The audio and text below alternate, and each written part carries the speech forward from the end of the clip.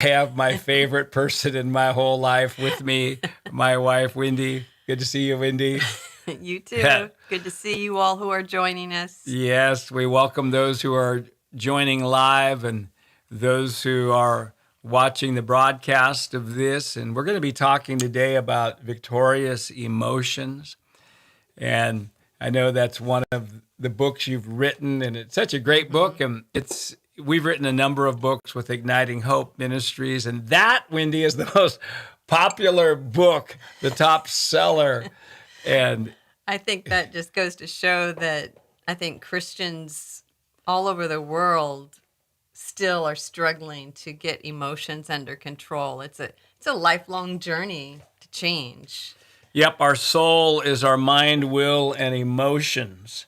And so that soul piece is so important to take care of. Yeah. And unfortunately, in school, and most parents don't know how to actually train people how to handle emotions. I mean, most parents can't handle their own emotions, let alone help their children process theirs. And just before we get into talking about it, and I know you're the co-founder of Igniting Hope Ministries, and just what a journey it's been that we've had through the years of God working in our own lives, and what we teach, whether it's through our books, these YouTube lives, other areas, is really the things that we've battled with. And it's not like we haven't struggled. And even the topic of emotions, I mean, it's an ongoing. I wish we could say that we are ecstatically happy 24/7. Yeah. So we're not trying to give the impression that it's something that all of a sudden you have no issues, no problems. But it's really not about your circumstance or your problems. It's about how we process. And that's the journey. Is our goal isn't to be 24/7 joyful. The goal is not to go as deep into, whether it's depression or heaviness, and not stay as long. And that way you get to celebrate your progress instead of just looking at you still haven't made it yet. Yeah, that's one of our core values. We celebrate progress, not perfection. And, our goal is not to go as low as we used to and not to stay as long. So, hey, just before I've got a few questions for you, Wendy, but we always like to greet some of the people who are on live. And we just, we welcome Tamara, we welcome Lydia, Lindy, yes, Angela Parker from our team, yes, and we welcome her. We had a great time yesterday with our team and our new team this year. And Linda, good to have you from Bishop, and Rochelle there in Ohio. Wow. Yes, welcome. Hey, if you're new to watching us live, why don't you put in the chat where you're from? We'd love to hear from you. All right, so Wendy, we got Victorious Emotions, the book. I like the cover, by the way. Isn't it cool? Creating a framework for a happier you. Yes. And then you have a journal that goes with that. Let's try to get that visible. Yes. The journal is so that you can actually put into use the keys for creating that framework. Yeah, and I like that because it's really it's a conversation with the Lord. It's a reflection time with yourself. It's an evaluation of what we're actually believing. Because, one of your basic truths, and we teach a lot together, and every time you say it, it rocks me, that emotions or feelings don't validate truth. They just validate what you believe is true. Yeah, that's right. And if you change what you believe, you'll have a different emotion. And the whole thing that I think where people go wrong is they try to just force themselves to have another emotion without a different thought.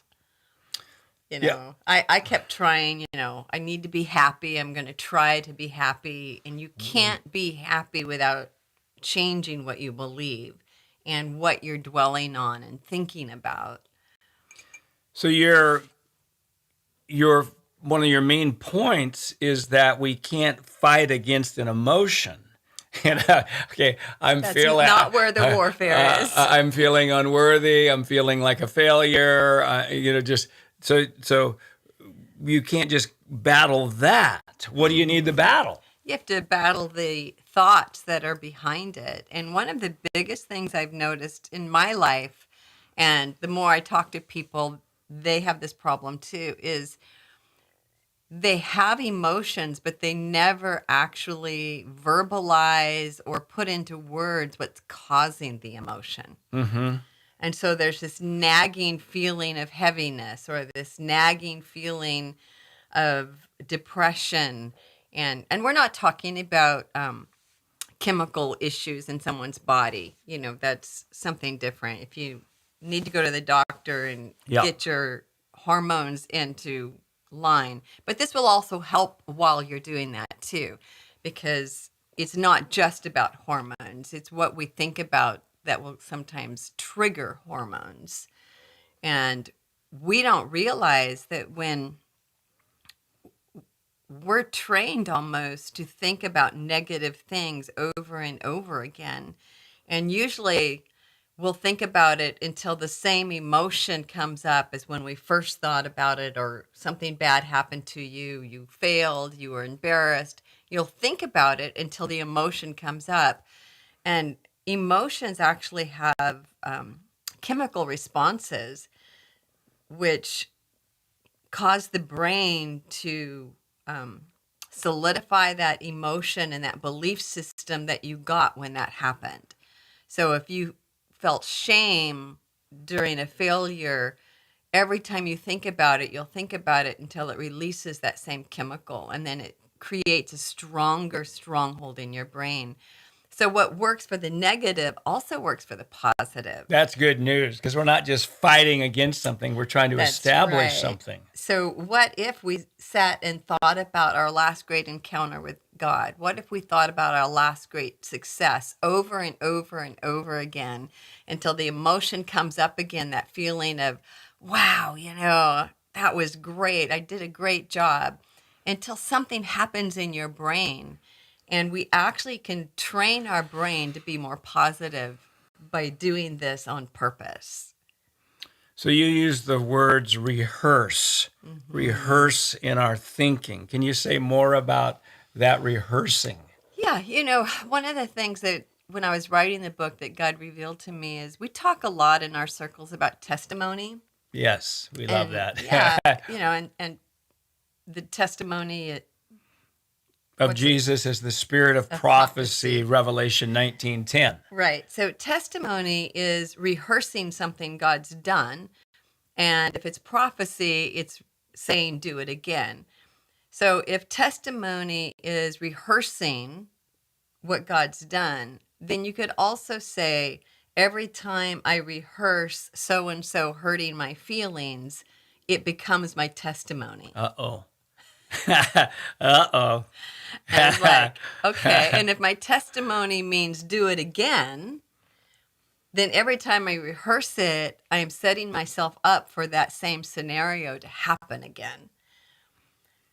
So I want my testimonies to be, God brought me through that. I came through. It doesn't matter what happened. God is so big, he can cause this to come to good. I want that to be my testimony. That's what I want to rehearse. It says in Psalm 34, verse 3, well, it does not say, oh, magnify the problem with me. Unfortunately, that's a lot of people's concept of intercession. Yeah, magnify the problem. This says, oh, magnify the Lord with me. Magnify what he's done. Magnify what he's saying, what his promises are. Magnify our biblical identity. Magnify what he's done in the past. Yeah. I think one of the problems is that we actually have a problem rehearsing things that we're good at, our successes. Yep. And if you don't rehearse it, our brain, if there isn't enough solid thought and meditation put into it, our brain actually flushes it. That's why most people think they're failures, is because they rehearse their failures, but they tried to pretend their success didn't happen. And so now they can't remember their success Wow. because the brain has flushed it because there wasn't enough emphasis put on it. Well, you talk about strongholds. The Bible talks about strongholds in 2 Corinthians 10:4 and 5, and negative strong. Well, you say that our strongholds are always looking for proof to confirm what it already believes is Yes. true. How does that fit into the whole concept of victorious emotions? Well, I think we need to start thinking about what we're always trying to prove. Start asking Holy Spirit to show you whenever there seems to be confirmation of a belief. It means that you have a stronghold there. If every time somebody snubs you, you think, yeah, I'm unworthy, or nobody likes me, or if you have a problem with church leadership, you're always going to go with the proof of, I knew they didn't like me. I knew they didn't trust me. People are talking about me. Yep. When you have those thoughts, those are your confirmation thoughts for what you already believe is true. And so a stronghold, of course, is a place that's been taken and you're defending its right to be there. And so that's what happens with our brain is once we get a stronghold like nobody likes me, then my brain will highlight every time anything could even remotely be attached to that. You know, maybe someone didn't see you in the store and they walked right by you. Your brain is going to automatically assume this is proof that nobody likes you. So the key is to actually start looking for something different. I used to go to bed at night and I would rehearse everything that seemed to prove that I wasn't enough as a pastor. You know, I should have done this. I shouldn't have said that. And finally, I realized I was rehearsing the proof that I wasn't enough to be a leader. And God actually said, Wendy, I want you to write down 3 proofs every single night that you're more than enough. So I had to train my brain at night to think through my day and come up with 3 things that proved I was more than enough. And amazingly, they were there. I just hadn't been seeing them because I wasn't looking for that. Because if you're only looking for proof of what you already believe and you think you're a failure, you won't notice the 100 successes that day. You know, from simple things like, you know, I said no to that cake, or I said no to the second slice of cake. You know, there's a success in there somewhere that we need to celebrate. Or I didn't get mad. I got mad wrong. I worked through it. You know, we have to retrain our brain to look for our success. And one of the things God told me is celebrate the little successes. And in fact, he said, every time you fall, I want you to celebrate. And I was like, celebrate when I fail? And he goes, yes, because you cannot fall unless you had been standing. So celebrate that you said no to the anger for 5 minutes instead of just spouting off, you know, because what happens is celebration causes strength and motivation, and condemnation and guilt robs you of strength. And why would you want to do that? Why do you want to rob yourself of strength when your whole being wants to change? Well, you know, we have so many challenges in life alone, besides having the challenge of us being opposed to ourselves. Yeah. I mean, we've got things we're battling, Yeah. you know, but one of my greatest battles has been me opposing me. Yeah. I'm constantly putting myself down. My self-talk is negative. I'm agreeing with the accuser of the brethren. And it just, and it works into this emotional cycle of negativity Mm-hmm. that works against us. Yeah. I think one of the things that helped me the most was becoming self-aware. And once I realized that my thoughts drained me of energy, I began to put a tighter rein on the thoughts that were draining me. So I had to become aware of when I was getting drained and start asking the question, why? Why am I feeling drained? Yeah. It's the exact opposite. When you know your vacation time's coming or there's something exciting going to Christmas. happen that day, Christmas, you'll notice your body actually gets activated. You have more energy. It's like, I can't get up before 8 o'clock, but we're going on vacation. I'm awake at 5. I wonder why. Yeah. And it's all because of what we're expecting and what we're thinking about. But that's a tool you can actually pull into your everyday life. It takes a little bit of, forethought and planning to do it. That's partly why I have the journal, is it teaches you what to think about that will actually change the patterns of your brain. Hey, if you just jumped on the live version of this, where I'm with my wife, Wendy, we're talking about her book and course, Victorious Emotions. We have a course on that on our Igniting Hope Academy platform that is so powerful. And so we've got the book, Victorious Emotions, and her journal that goes with that. There we go. You can see it. We welcome people. David, thanks for being on here. Pearl, Stefan, thanks. I see you. It's good to have you. Michelle, Lynn, Morgan, Gretchen, thank you. Cynthia. And you got a lot of fans out there, Wendy. Just this, because we're going to start, we're recording this here at the beginning of September 2022, and we're going to start our Transformational Mind Renewal course, 5-month online course, September 12th. And you are on every Friday with me in a podcast because we take the 5 steps of radical mind renewal and radical mind renewal. And, the first month is about hope. And one of the main truths that we teach in there is that our hope level's the indicator of whether we're believing lies or truth.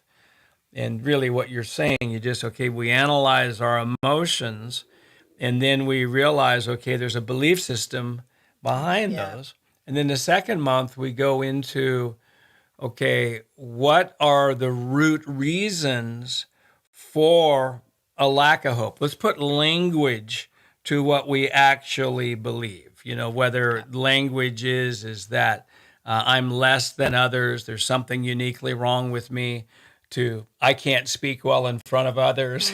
But when we bring those belief systems out and we actually look at them, then that's a beginning point of addressing those, which ultimately is going to cause us to increase positive emotions. Yeah, because if you don't know what you're believing, if you haven't identified what the lie is that's driving that, how are you going to actually begin to instill the truth in you? And sometimes it's as simple as things will never change. And just looking at that. I believe things will never change. How does that compare to Scripture? Yeah, exactly. And what does that do to my hope? Yeah. That's not very motivating if you believe it's never going to change. And then the scary thing that God said to me is that whatever you believe, you have faith for. Uh-oh. And faith is a powerful, unseen force. I mean, it is a force. So if we actually believe things will never change, we actually have faith for it never to change. And we become part of the problem. Yeah, we blame God's, we say, well, God sovereignly is choosing this for me, or this is my personality. Or this person in my life is causing it. Yeah, I'm a victim of this person. I'm a victim of that situation or whatever. And even to say that, I am a victim of what my family member is doing. I can't thrive. I can't be joyful because of that. Then that that revelation may be a little discouraging that I actually believe that. But at least, because if we don't know what our problem is, we have a real problem. Yeah. Yeah. Whenever we tie all of our hopes and dreams to another person, we're setting ourselves up. Even with someone who's a Christian like Steve and I, there are things that I know, okay, he's never going to be that. But I have to realize, but he's not my source. That means I have to find what I need from God, because he provides a lot of my other needs that I need. And I appreciate that, but I'm not going to force on him or choose to be unhappy until you become what I think is the perfect husband. I'm not the perfect husband? No, and I'm not the perfect wife. So we're celebrating our 45th wedding anniversary October 1st. October so another 1st. month. Yeah. Wow. Yeah, it's just hearing today, and nobody has joined us on this YouTube live or the YouTube recording. Nobody has joined us by accident. And I'm just really sensing as you're talking, Wendy, that there's something powerful is being released, a revelation, a hope that's happening. And what would you just say to somebody who's watching right now and is just saying, Wendy, I just feel like I just can't get over the emotional negative cycles in my life. What would you say to someone like that? I would say start small so that you can experience victory.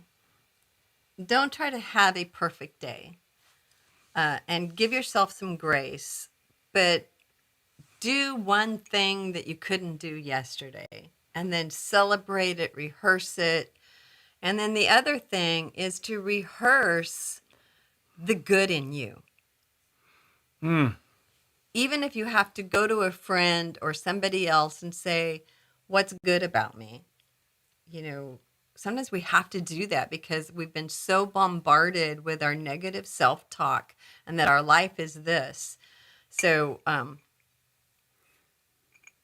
and another thing is practice gratefulness. I actually read somewhere that even looking for something to be thankful for will shift your brain out of that cycle of negativity. It sounds so too simple, but just try it. Try 5 minutes a day just thanking God for things, even if it's in the past.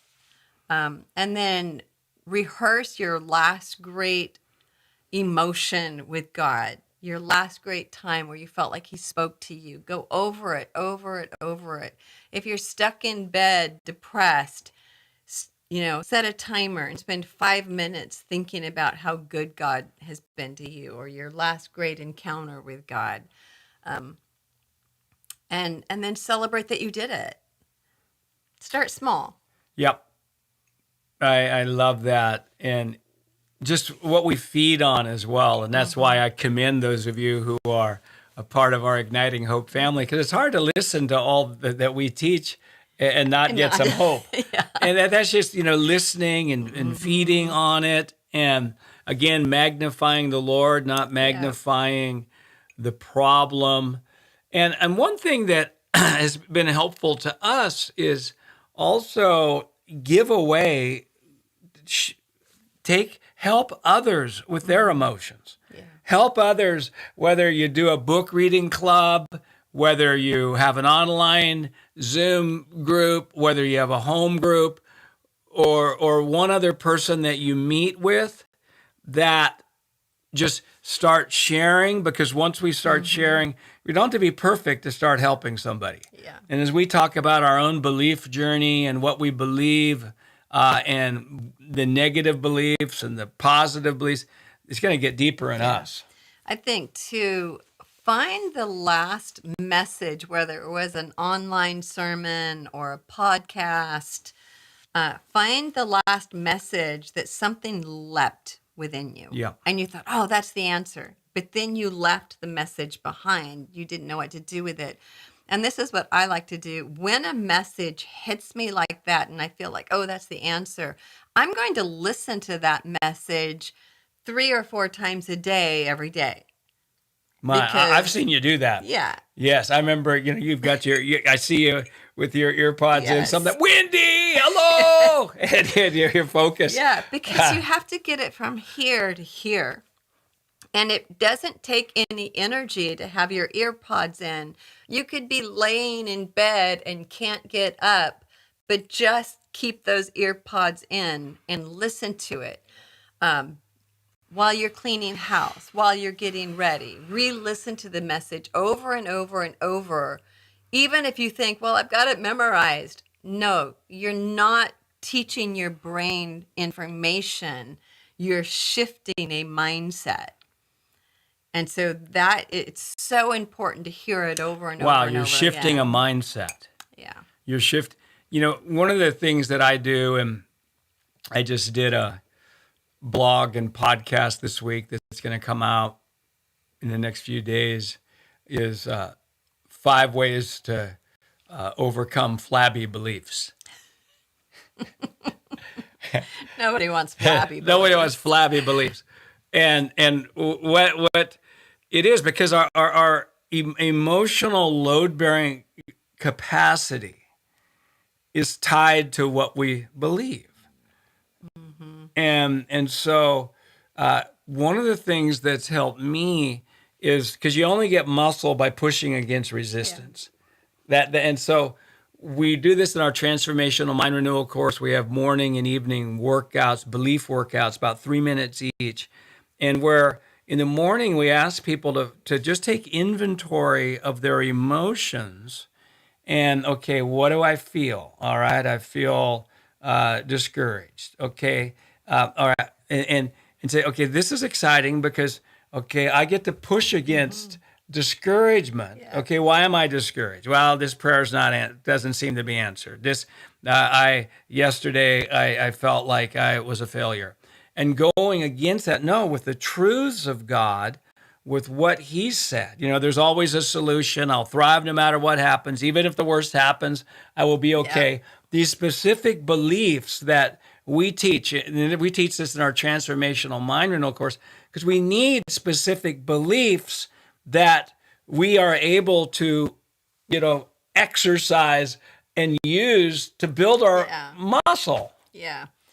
And I think I was just feeling like there's maybe some intercessors out there who are especially feelers, who feel like, I just come under whatever is happening in the city or in my home.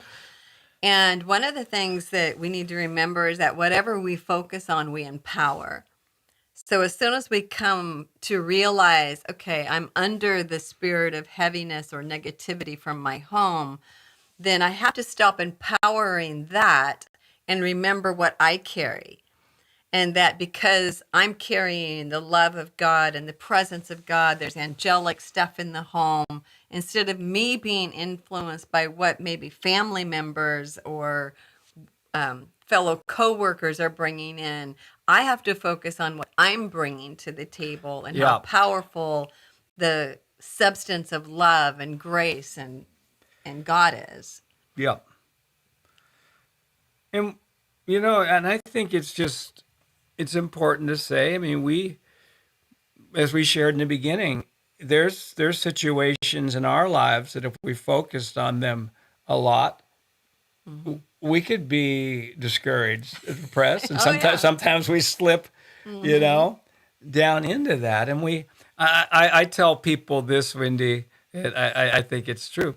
We all have at least one area of our life that is screaming at us, this really is hopeless. Yeah. We all have at least one. It'll never change. Whether it's ourselves, family, financial, physical health, whatever. We all have at least one area that's screaming at us. And, it's in those areas that even though we don't like it, there's usually, as we really go, okay, what am I believing, and press it, that's kind of a secret doorway into emotional strength. Yeah. And one of the things that we're not saying What is are we not saying? we're not saying pretend like the problem doesn't exist. That's a good point. It's not enough to just, okay, I'm going to be happy regardless of what's going on. The thing we have to have is a belief system change, not just pretend like it doesn't exist. Yeah. And so we actually have to have a belief that, okay, what I carry is stronger. I am blessed. Yeah. Things are going to change. And that's the key. It's not pretending like there's no problem. Yeah, Joshua and Caleb in Numbers 13, they didn't come back, and Joshua didn't say to Caleb, "There's no giants, are there?" No there's problem. No, they acknowledge the giants. It's just like in Ezekiel 37, God showed Ezekiel a valley of very dry bones. He showed him. Yeah. God's not afraid of us seeing how dry things are in areas of our lives. He just doesn't want us to get our beliefs out of the dryness we see. Exactly. Yeah. And that's where the focus comes in. How big is God? And he listened to the testimonies of other people. If it happened for them, it can happen for me.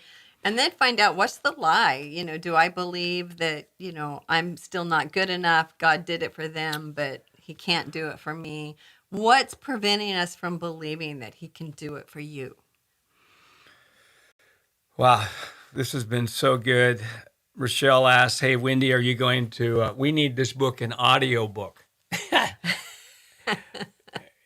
we could work on that. We'll see about that. That would be fun. So again, the book, Victorious Emotions, Creating a Framework for a Happier You. It's got a journal that goes with it. And we have the course also on our Igniting Hope Academy platform that people can do. I'm trying to remember how many weeks that course. I can't even remember. 6, 8 weeks. I don't know. But that's also, if this is something that you or a group of people want to do together, or read the book together. That's just get a book reading club with somebody else. And I'll say again, we have many books that we sell on Amazon, on our Bethel media store platform, on our website. And Wendy, I love my books, but your book is the bestseller. And I'm so proud of you for just really, just helping so many people with what you say and the revelation that God's given. Thank you so much for being a powerful spiritual mother in our movement, and you're making such a difference. And and we're going to start. We'll give a little tease here, but in the fall, we're recording this in September of 2022. In the fall of this year, we're planning on starting a subscription for people who want to have more content from you on a regular basis and access your library and all of that. And we're looking forward to that. And you're traveling, coming up to Bakersfield, California. Next weekend. And into Santa Rosa, California. So you're going to be on the road. And so we we know that there's different people who just really, we have people watching right now, Wendy, who are some just battling things emotionally, and others who are just getting breakthrough, but they want more breakthrough. Can you just pray, or if there's any last things that you want to say, share those? Yeah. I think the last thing I want to say is, if you're struggling with depression, even if it's low-grade depression, we need to stop beating ourselves up over the head about it, because that doesn't help. Yeah. So you hear a message like this and say, "Man, victorious emotions, I don't have them. Yeah. I should feel bad about myself. I'm not a good Christian because I still struggle with this." And what we need to do is start with where we're at and realize it's not about your character. This is a thing of it's like a computer program it's got a bug in it from negative things and experiences and conclusions that we've made about ourselves. So don't think of this as a personal issue. Think of this as, oh, I need to rewire my computer. Oh, That's all it is. It's not a statement about you that you're a poor Christian. You are not your brain. Your brain is just a computer that's been fed stuff. And the key to changing it is to actually feed it something else. So just tell yourself, I'm a great Christian. I just need to retrain my brain to think and renew it so that it believes what the word believes. wow. I'm a great Christian. Yeah. And you're a great person. You're not a failure because you're depressed. Well, that's a good way to end this. Yeah. Wendy, thank you so much for joining us on our YouTube channel. Thank you for those also watching on the Facebook simulcast. And we just bless you. We're so thankful for you. You can find us at ignitinghope.com if you want to sign up for our newsletter, receive my blog and podcast every Monday. It comes in an email, and you can find out where we're going to be traveling. And so, yep, we bless you. Remember, there's no hopeless circumstances. There's only people who do not have hope. And Wendy, once people get true hope, circumstances cannot stay the same. Yes. All right, everybody. Blessings. If you started watching this towards the end, this might be a good one. And you said there's a message just listen to over and over again. This could be for Might some. be it. All right. God bless. Bye.